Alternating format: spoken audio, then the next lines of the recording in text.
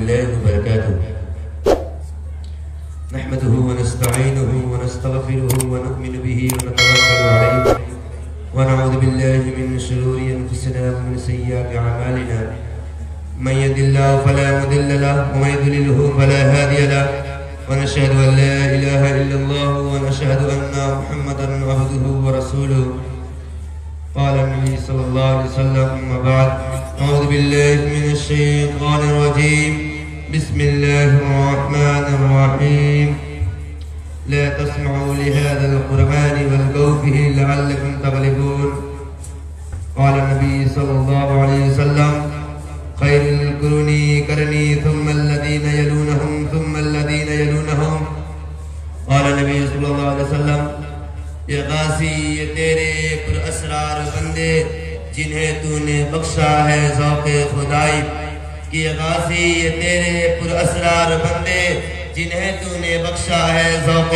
خدائی دو نیم ان کی ٹھوکر سے صحرا و دریا سمٹ کر پہاڑ ان کی حیبت سے رائی کہ دو عالم سے کرتی ہے بیگانہ دل کو کہ دو عالم سے کرتی ہے بیگانہ دل کو عجب چیز ہے یہ لذت اسنائی اسٹیج پر رونق افروز حضرات علماء کرام حکم صاحبان اور چمنستان جامعہ کاندلیبو آج کی یہ مبارک انجمن طلبہ اصلاح اللسان کے اختتام اجلاس میں 9 شگفتہ پھلوں سے گفتگو کرنے کا سر حاصل ہو رہا ہے آج میں اپنی پوری بیان میں صرف ایک ہی بات بتاؤں گا کہ طالب علم کون تھا کون ہے کون رہے گا طالب علم کون ہوتا ہے اس کو طالب علم کہا جاتا ہے اس بات کو سمجھنے کی بھی ضرورت ہے اور یاد رکھنے کی بھی ضرورت ہے اور آئندہ نسلوں تک پہنچانے کی بھی ضرورت ہے لوگ یہ سمجھتے ہیں کہ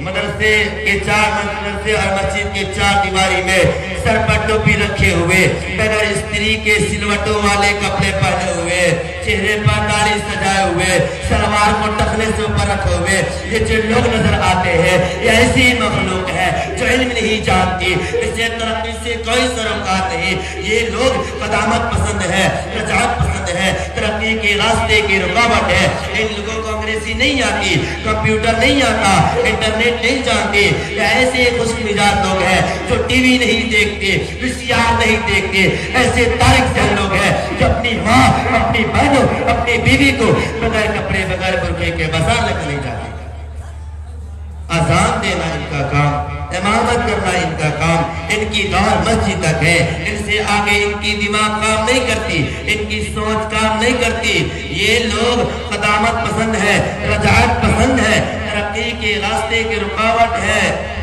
یہ فرقہ پرست لوگ ہیں جو معمولی باتوں پر جذبات ہو جاتے ہیں بڑک اڑتے ہیں یہ غریب لوگ ہیں جو دین کے نام پر روپیہ کماتے ہیں پیسہ کماتے ہیں چندہ جمع کرتے ہیں اپنی جیبیں بھرتے ہیں ان لوگوں کا کام لوگوں کو لوٹنا ہے ان کا کام حساب پر پکڑانا ہے یا وہ نقشہ ہے یہ ایک طالب علم کی جو انگریز نے اپنے شاگردوں کو بتا گیا تھا انگریز نے اپنے لوگوں کو بتا گیا تھا یا وہ طالب علم کی شکل و صورت ہے جو عام مسلمان کی ذہن میں بیٹھی ہوئی ہے کہا جائے کہ تم اپنے بچے کے مدرسے میں داخل کر دو تو وہ انکار کر دیتا ہے کہتا ہے پہلے دنیا کی سوجھ بوجھ ہو جانے دو کاروبار کا علم ہونے دو دکان کی خبر اسے ہونے دو اسے تھوڑی بہت عربی سیکھنے دو میں اس مدرسے میں بیٹھ کر اسے عضو موقع نہیں بنانا چاہتا بیکار نہیں بنانا چاہتا یہ وہ غلطی ہے کہ ایک طالب علم کی جو انگریز نے بتائی امریکہ نے بتائی یہودیوں نے بتایا لوگوں نے بتایا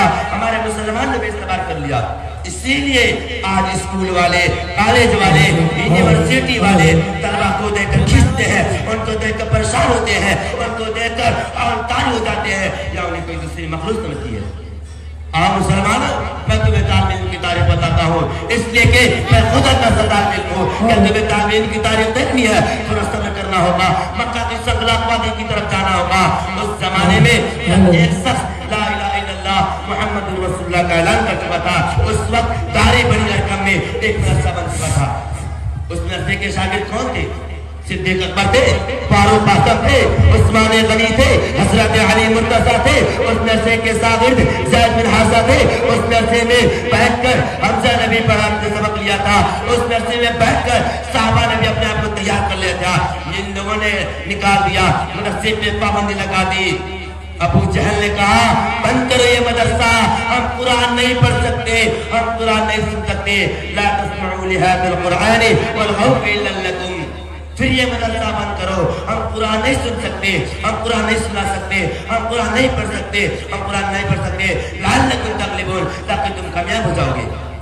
مگر یہ دیوانے چل پڑے مدینے کی طرف، سینہ میں مدرسہ لیے ہوئے. اس وقت وہ صعب بن عمر پہلے سے مدرسہ کھول کر بیٹھے ہوئے تھے، پھر جا کے دوسرا مدرسہ کھولا گیا. تاریخ میں اس مدرسے کو صفہ کے نام سے یاد کیا جاتا ہے، جہاں پر آنے والے احمد مصطفیٰ محمد مصطفیٰ صلی اللہ علیہ وسلم تھے. جہاں جبرائیل آیا کرتے تھے، نئے نئے سبق لایا کرتے تھے، آپ کے شاگردوں سے سبق پوچھا کرتے تھے، استاد سے پڑھنے کا طریقہ بتاتے تھے، آپ کے شاگردوں کو پڑھنے کا سلیقہ سکھاتے تھے. یہ مدرسہ لگ گیا، سارے دنیا کے منافق پریشان ہو گئے، مدینہ کے منافق پریشان ہو گئے، مکہ والوں کی جان چھوٹی، مدینہ والوں پہ جا پڑی. یہ مدرسہ کرے گا کیا؟ مدرسہ نے کہا ہم کرنا چاہتے ہیں. یہ مونگ اور مسور کی دال، اس ابو ہریرہ کو دیکھو، اس انس کو دیکھو، اس مدرسے کے طالب علم کو دیکھو، جو کھانے کے لیے روٹی نہیں ہے، پہننے کے لیے کپڑے نہیں ہے، ان کے پاس روٹی کے ٹکڑے نہیں ہے. بات کرتے ہیں لیوزیرو والا دین کلی. ہم پہلے دن کو خلافے لائیں گے، پہلے تو اپنے کھانے کا بندوبست کرو، پہلے تو اپنے کپڑے کا بندوبست کرو. سب پہ پڑے رہتے ہو کہ کئی روٹی کا ٹکڑا دیتے اور کہتے ہو ہم مدینہ میں خلافے لائیں گے، ہم مکہ میں خلافے لائیں گے، ہم عمروں میں فرض کو پتا کریں گے. اور طالب علم ہو، تمہارا دماغ خراب ہو گیا ہے. مگر تاریخ میں دیکھا جاتا ہے یہی طالب علم تھوڑی دیر کی اپنی کتابیں بند کر کے ہاتھوں میں تلوار لے کر کے میدان کی طرف جا رہے تھے. اس پرچم کا ثبوت رہتے کہ سفید رنگ کا پرچم علم کی نشانی ہے اور کالا رنگ کا پرچم جہاد کی نشانی ہے. علم سے جہاد اٹھتا ہے اور بدر کا معرکہ سچ آیا کرتا ہے. اسی لیے آپ حد ثنا کی خوشبودار آوازیں لگتی ہے. یہ تمہیں بتاتی ہے کہ مدرسہ بن نہیں سکتا، اس لیے کہ ہم نبی کے اداؤ کو یاد رکھا ہے، ہم نے نبی کے غضب کو یاد رکھا ہے، ہم نے نبی کی شکل و صورت کو یاد رکھا ہے، ہم نے نبی کی باتوں کو یاد رکھا ہے، ہم نے نبی کے گفتار کو یاد رکھا ہے، ہم نے نبی کے کردار کو یاد رکھا ہے. خدا کے قسم ہم نے نبی کی مسکراہٹ کو یاد رکھا ہے، ہم نے نبی کی غضب کو یاد رکھا ہے، ہم نے نبی کی امامہ کو یاد رکھا ہے، ہم نے نبی کی سر پہ لگے ہوئے زخموں کو یاد رکھا ہے. خدا کے قسم ہم اس لوگ کو نہیں بھولیں گے جو نبی دین کے خاطر لٹا دیا کرتے تھے، اس قوم کو نہیں بھولیں گے جو نبی دین کے خاطر لٹا دیا کرتے تھے. میرا محترم دوستو، چلیے میرے ساتھ چل کر دیکھتے ہیں کہ مدرسہ کس نے بنایا. تم لوگ سمجھتے ہو کہ مدرسہ ان کمزور مولویوں نے بنایا جن کے پاس سائیکل پنچر ہو جائے تو پنچر لگوانے کے لیے پیسے نہیں ہوتے. ان کمزور مولویوں نے مدرسہ بنایا جو بیچارہ کانپتا نظر آتا ہے، بیچارہ چٹائی پہ بیٹھا نظر آتا ہے، بیچارہ من پسند نظر آتا ہے. ان کمزور مولویوں نے مدرسہ بنایا. لیکن تم خیال نہیں ہے کہ مدرسہ کا بانی جو مولوی نہیں ہے، مولوی تو مدرسے کا خادم ہے جو اللہ تعالیٰ کی طرف سے اسے نوکری پہ لگایا گیا ہوا ہے. زمین پہ قاعدہ فرد جس کے مخلوق میں اتنی طاقت والا ہے، جس کی طاقت کا ذکر قرآن میں موجود ہے. قرآن نے اسے ذی القوۃ المتین کہا ہے. وہ آسمان سے اترا اور ہیرا میں جا بیٹھا. زمین پہ دو فتنے تھے. کتنے؟ دو فتنے تھے. ایک ابو جہل تھی، دوسرے ابو جہل کی جہالت تھی. ایک ابو جہل راج کر رہا تھا، دوسری طرف اس کے زمانے والے اس کے دوست ابو لہب بھی تھے، عتبہ بھی تھا، شیبہ بھی تھا، عتبہ بن ابی معیط بھی تھے. یہ سارے مشرک تھے. ایک طرف ان کی پھیلائی ہوئی جہالت تھی جو جلد کی شکل میں، بتوں کی شکل میں، وحشت کی شکل میں، درندگی کی شکل میں اور تو پٹائے کے مظالم کی شکل نظر آ رہی تھی.